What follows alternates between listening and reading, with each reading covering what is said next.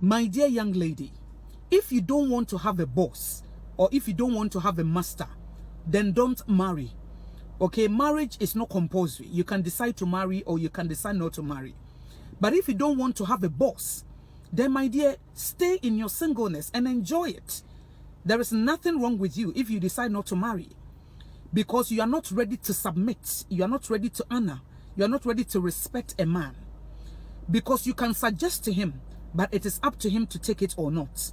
So if you don't want to have a boss, if you don't want to have a master, then don't marry. In God's kingdom, okay, there is orderliness. God is the God of order. He's not a God of confusion or everything is said basa basa. In God's kingdom, there is order. God has set boundaries. So the man has a responsibility and you also have your responsibility. Jesus Christ is the head of the man and the man is the head of the woman. And the Bible commands you to respect and honor your husband.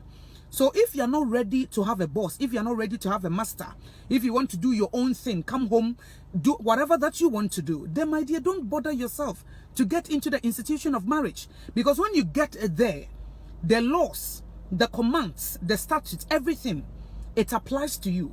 So you have to abide by it. Because the creator of marriage, he is wise. And he knows that this is how things must be. So maybe when you assess yourself, you are a woman who has a strong will and you want to do your own thing. You don't want to submit to anybody. You don't want to honor anybody. So then you say, well, I'm not ready to get into this institution, because if I get there, then whether I like it or not, I have to submit. I have to honor. The man will be my head and I don't want anybody to be my head. I don't want anybody to be my leader. I want to be my own boss. I want to be my own master. That is why it's important and critical that if you are a young lady and you want to get married, you are marrying the head. You are marrying the man's mind. So you have to be very careful. You cannot just jump on and then accept any man. If you cannot submit to him, don't marry him.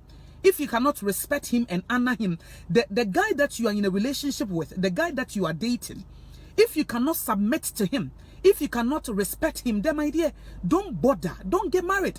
Don't go and put yourself under a curse, because you know that you are not ready to do what God wants you to do. As I said, the creator of marriage is wise and he has set boundaries. So if you want to get into that institution, then you have to abide by the principles and the patterns in that marriage.